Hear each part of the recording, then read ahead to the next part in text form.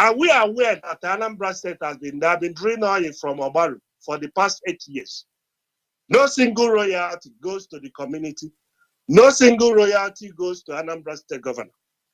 But they lay underground pipe and then oil been drilled out and then end up in Warri.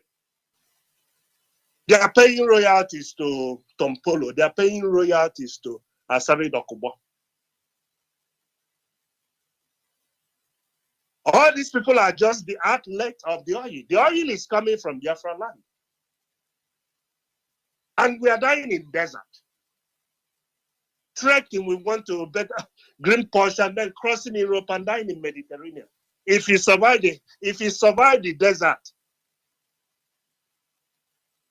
your ship capsized in the ocean. Or if you survive the ocean, out of God's mercy, you land in Italy or you land in Spain. Some goes to Malaysia, languishing in jail.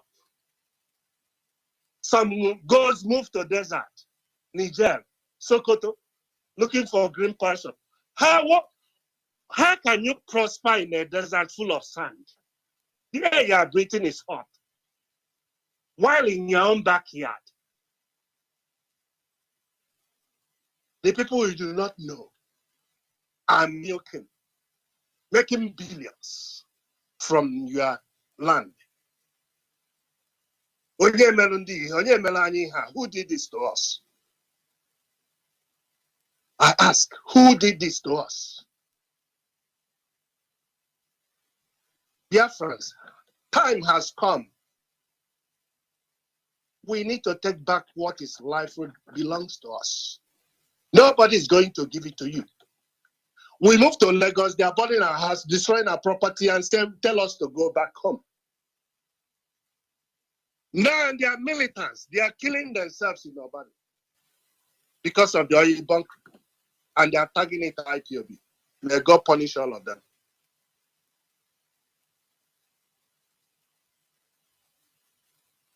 The gold they are digging, minerals they are digging in the north, they are pocketing the money.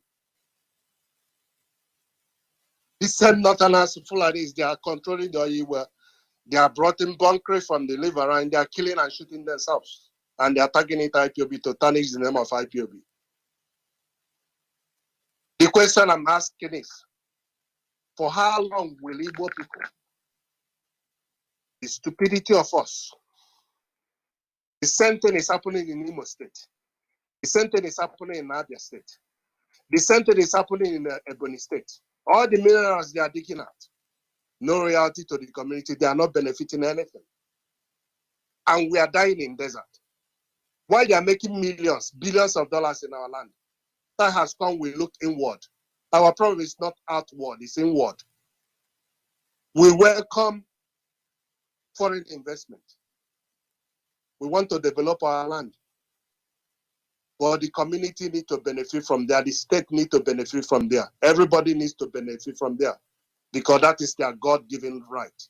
If you go to Middle East, like Kuwait, Saudi Arabia, UAE, they pay their citizens money from the surplus of the oil. Free education, everything free. This is how it's supposed to be. That's what I'm saying. Our right, this is our God-given right. We are not asking for something that belongs to anybody else. It belongs to us. And we welcome inward investment, but not at our own expense. Killing our people, turn around and tagging it Ipob. Ipob is a peaceful movement. What we're asking for is referendum. And we are going to get it. Because freedom is not given, freedom is taken. We have been lamenting for years, and we must keep on lamenting. By the end, we shall get what we are seeking for. But at the meantime, we should look inward. We welcome business, they pay their royalty, they take care of the community, build things for the community, we develop our community, We don't need to go and develop anybody, any other part of that zoo. Our land is beautiful. We live there, we prosper. We watch Chukwu in truth and in honesty. All these things, all the calamity that is happening to us is our own stupidity, it's our own making. So until we acknowledge it, and then support the coming of Biafra, and then fight for, as we are fighting every day, for the release of Mazi Kanu. He did nobody wrong, but the longer they keep on holding him there, the more the calamities befalling on this zoo. You are holding his son of Chukwu Abiyama. It's 1 in 1,000 years. And we are going home. Biafra is here. But we need to do what is left for us to do, for it to manifest in physical. In spiritual world, it has been existing. We have done it for over 50 years, and it has been given to us. So laziness is not allowed. Hard work is what will give us what we need. Until everyone come out and partake and do their own path. Otherwise, we keep on dreaming for the coming of Biafra. And those that work hard is those that will live to see it. On this note, I will pass the microphone to my colleague, Mazi Iyke. If you are there, I will hand you the mic. Thank you.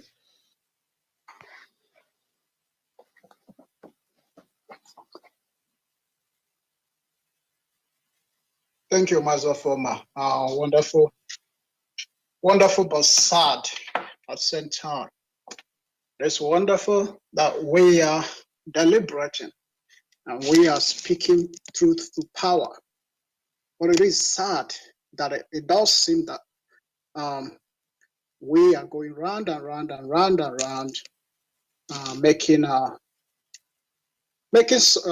progress. But the more it's like an onion. The more you peel it, the more layers you discover. So is our problem. The more you analyze it, the more complexities that are being revealed. Good evening, Biafrans. My name is Ekene, and I come to you from Melbourne, Australia. As always, I'd like to welcome everybody. Thank you for joining us tonight. You always come and listen. And I would like to welcome you. Thank our host as well for making it possible for us to be on air this time.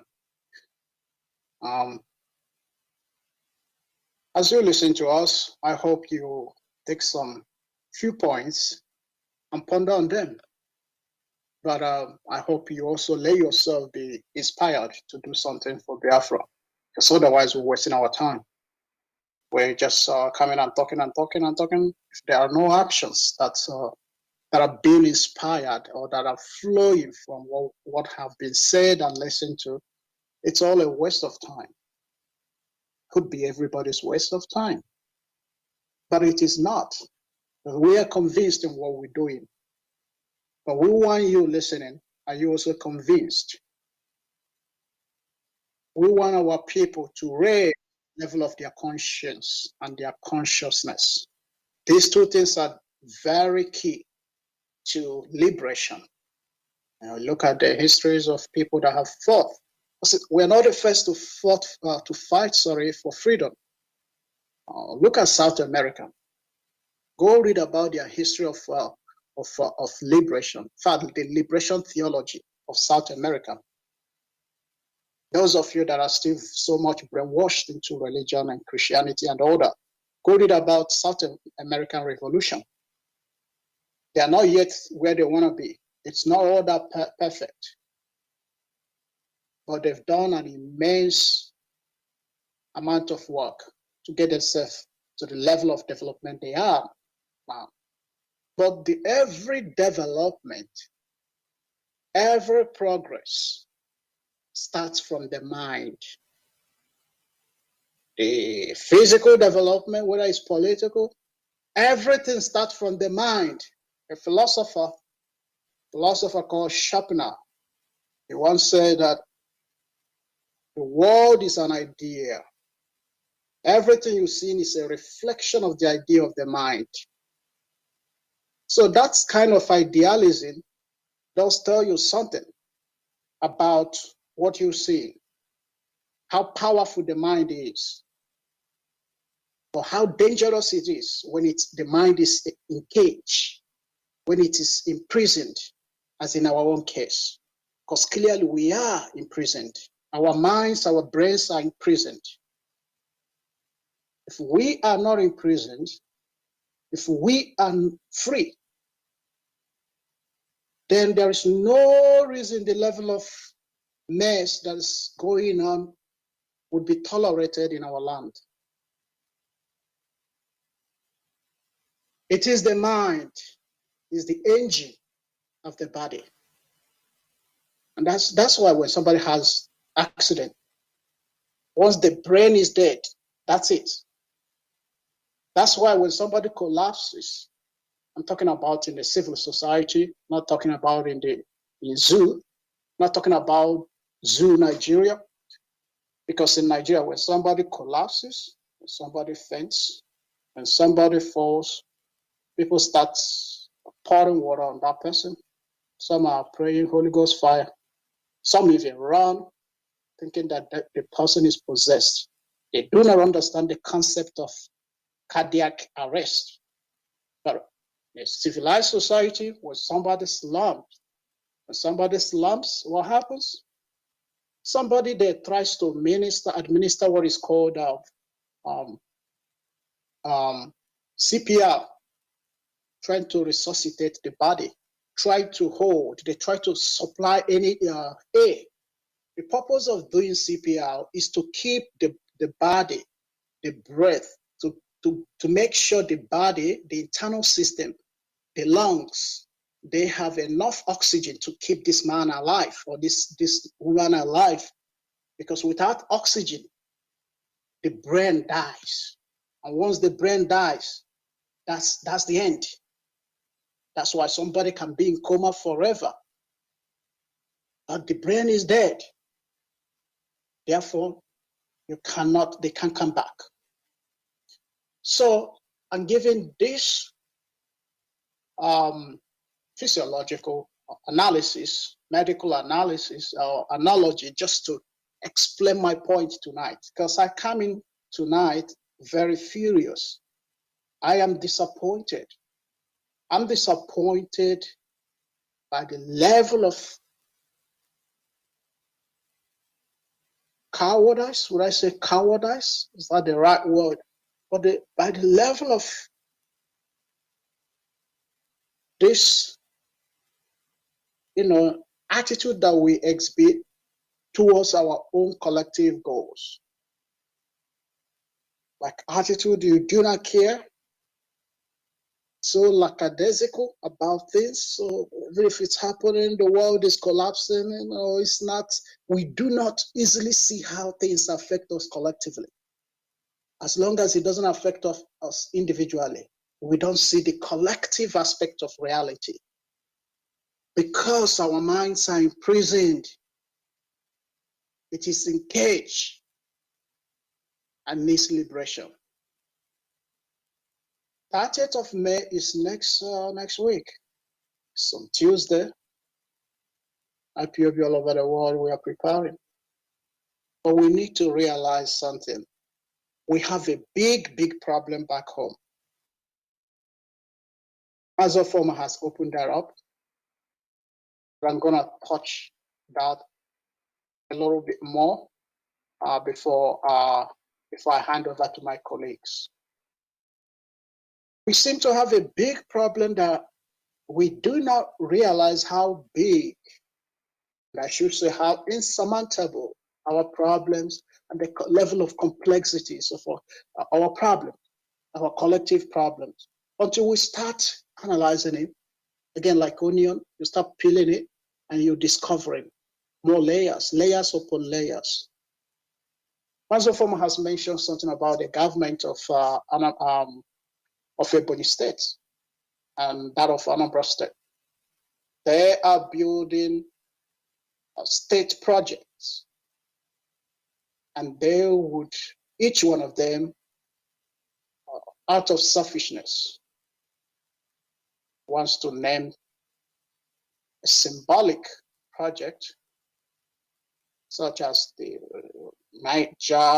second Niger Bridge, or a state airport, to name it after Muhammad Buhari.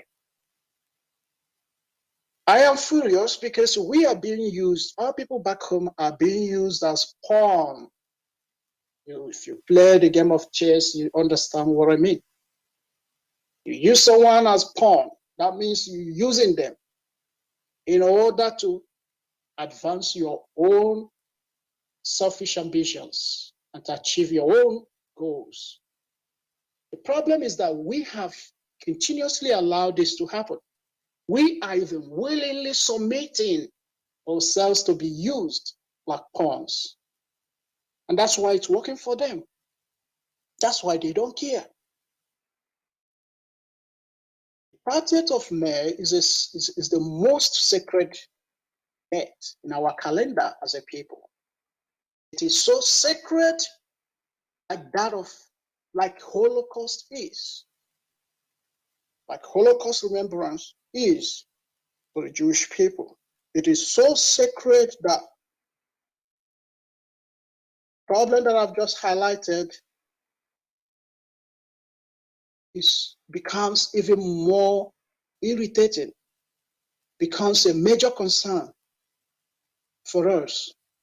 Because 30th of May is the day we remember those millions of them that were killed during the war. And a lot more, thousands, tens of thousands, I should actually say, that have been killed, IPOB members, mostly, but not exclusively. Obviously, there's been other people, MASOP members, and everybody that has worked for Biafra, everybody who died for Biafra, or who, whether they die at home, they died in prison, they were secretly abducted and incarcerated or assassinated. They died for a collective purpose. They died for us to be free. It is a day we must stop whatever we do it. In their own memory, we must do something different. We must honor them. We must celebrate them. We must pay respect and homage. And then you look at what governor of Ebonyi State is doing.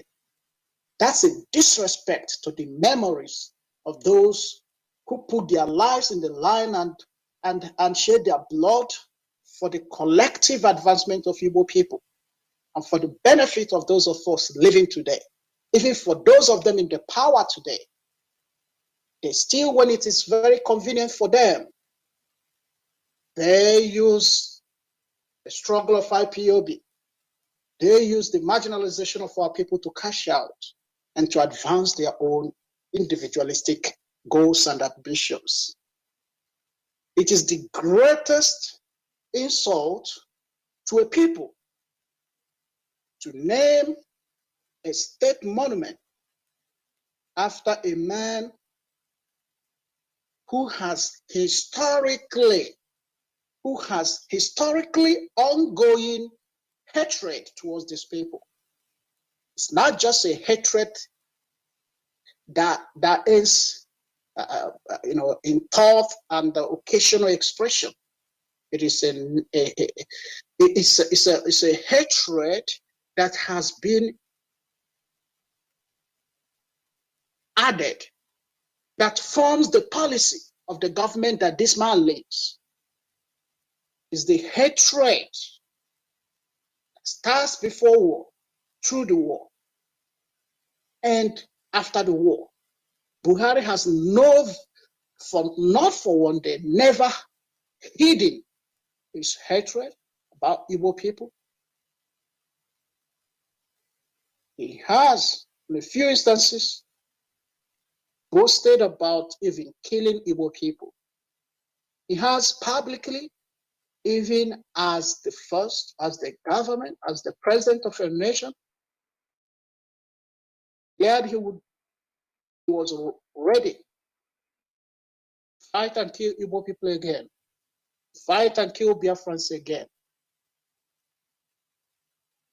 It is an insult to the memories of IPOB people, members who were killed at Ipob, IPOB members who were killed at Ibek, our leader's house, IPOB members who were killed in Enugu State, IPOB members who were killed in Iguacha, Igbo people who have been killed in the north, whether they belong to IPOB or not. But one thing is clear, that this disrespect must stop. It must stop. You see, when I go around here talking to people and telling them about our struggle, how we're trying to find to get our freedom, how we were killed in 5 million, it does not make sense to anybody. Because the question they ask you is that, but what is your, don't your people have representatives in the government? And then yes, of course we do. Oh, okay. Then what are your representatives saying? Well, then they're not representing, or they're representing themselves. Who voted them to power? Our people did. Doesn't make sense. It just doesn't make sense. It's embarrassing. These people are put in power. You put them in power. But look at what they're doing to you. And if you're listening to us, you might be going, but what is this about national airport? Does it matter the name? What is important is not going there to book a flight and fly. You know.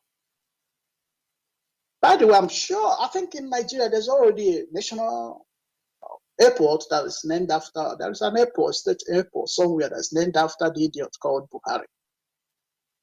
Yes. And you're going to name this one again Buhari.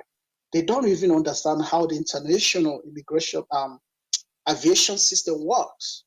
You cannot have the same country, you should not have, I don't know if you cannot, but you should not confuse people that are trying to book flight because you want to sell, you just want to buy favor from Buhari, just want to advance your own political careers, finding favor with Buhari. So everybody's naming any state monument for Buhari. Why? What has Buhari done to merit even the contemplation of naming a project such as airport? Naming your most symbolic public project after a man who killed their people. Killed their people not just in the past, like you read in the history, killed their people in the now and still killing. A man whose administration has worsened the situations of your people. The only reason you have is because it's not your problem. You don't feel the hunger and anger in the people. You are now part of the politics. So it's all about selfishness. That's our problem. That's our problem. And that's also a reflection of the fact that our minds are still in prison. All what you think is about your political career, I'm going to name this airport after Buhari. And everybody allows it. But everybody allows it because in Nigeria, the system is so backwarded that somebody wakes up and decides, a president or governor wakes up and makes decision on what they want. They do not want to even look at the legal implications of the action. They do not consult the people before they act. They don't even carry out what you call opinion, public opinion, in the public interest, because they do not act in the public interest. They act in their own interest and for their best interests, to protect their best interest. Selfishness. It's killing us. It's killing us. You see why people talk, sometimes ago, people were talking about, oh, IPOB, is this democracy? But you don't know anything about democracy. What is democracy? If you're practicing democracy, how come your governor is naming a president who is anti-democracy? An anti-democratic president? is being named. Your airport is being named after someone who opposes rule of law. And you call yourself you're practicing democracy. IPAB, shouldn't you guys practice democracy? Is this a democracy? We're not practicing democracy. And yet we are. Because after all, democracy started with us. But what you have now is not democracy. And when Biafra eventually comes, we will create our own system of government. Because after all, China is far ahead of everybody in civilization. I don't care what you think. You may not agree. Yeah, go to China and you understand.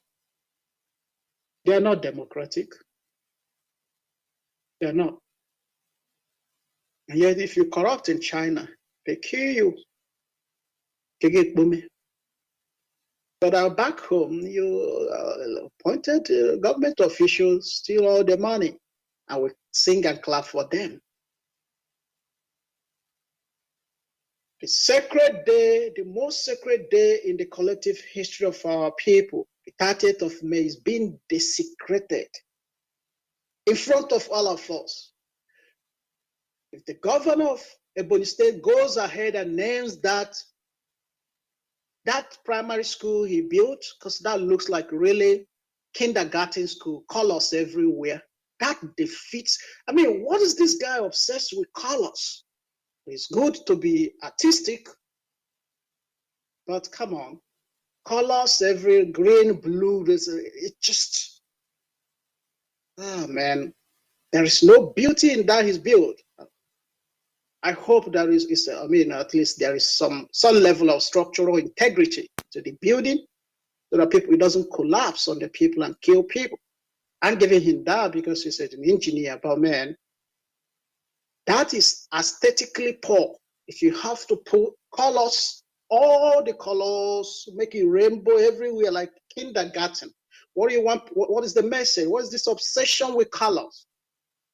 And that's our problem. We don't face the problem.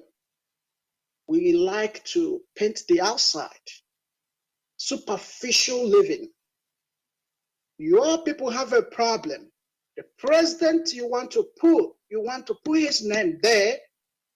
You want to name that project, this project funded by your own people. Or even if you borrowed money, you borrowed it on behalf of your people. They will still pay it.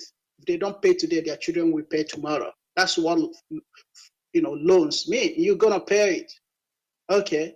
You've built this for the people, but you're gonna give it the name of Buhari just because you want to use it to thank him because of your relationship between the political career, the influence, and the others.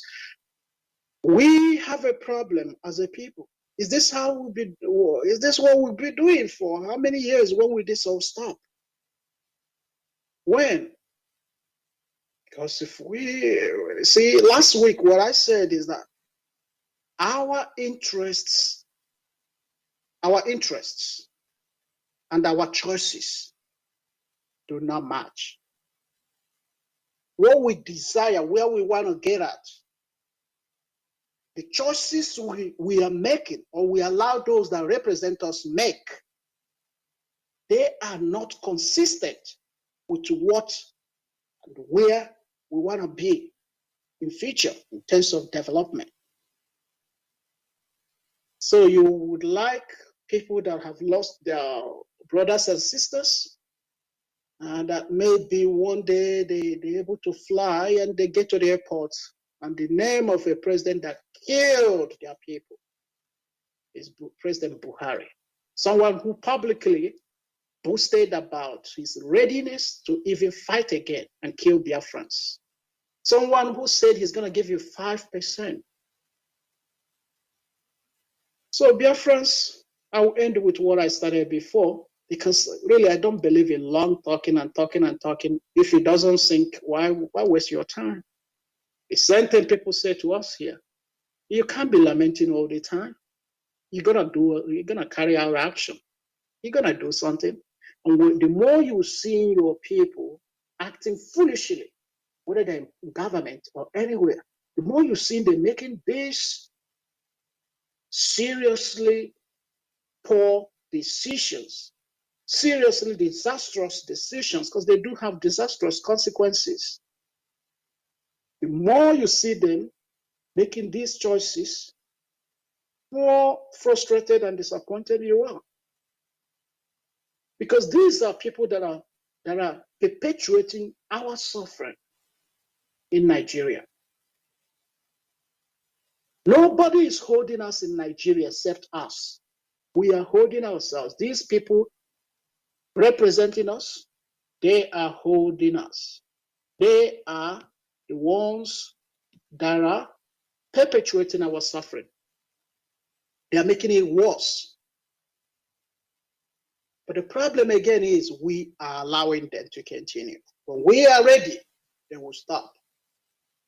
Those of you there allowing the idiot that is in the government to use you as a pawn to cement his relationship and all to silence the corruption agency so they don't come after him after he's left office, and you allow this to continue, well, you lived with the consequences of your actions. We've done this for over 50 years now, over 50 years, and we've all lived and continue to live the devastating consequences of wrong choices we've made in relation to Nigeria. You know, the political choices we are making, they are not improving our situation. Instead, they are growing monsters that are in government. Only what they think about is their personal connections, personal interests. Do not, the people should rise and protest against that. And don't drag IPOB into it. IPOB doesn't have to be the lead into this, because we're being used as a sacrificial lamb for people who do not care. People who do not care. This is an insult to the memories of millions of Biafrans killed by Buhari. This is an insult to people died of hunger this year. I mean, these years Buhari has been in power, these 8 years. People died of health complications because there's no hospital, and even if there is one, they cannot afford it because an idiot was in charge. And on the state level, idiots are leaders. We have a problem back home. And these problems are not something we all can solve from outside. Most of these things need to be addressed back home, face to face. People need to rise up. Or do they really understand what this means? What this means is that these people leading you are saying, making a big statement that everything is good. People are asking, well, when has Biafra come? I mean, IPOB, when are we going to be free? How can you be free when those leading you are representing, those you vote to power every 4 years, they give you rights and you vote them.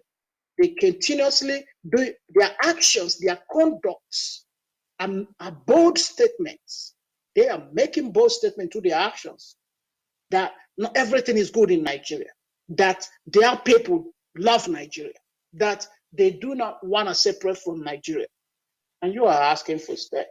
You see, that's where the word, that's the way you can appropriately use the word sabotage. They are sabotaging the whole effort of IPOB. They're sabotaging it. The Bonny State government, one, going to give that Bonny State airport, kindergarten airport for that matter.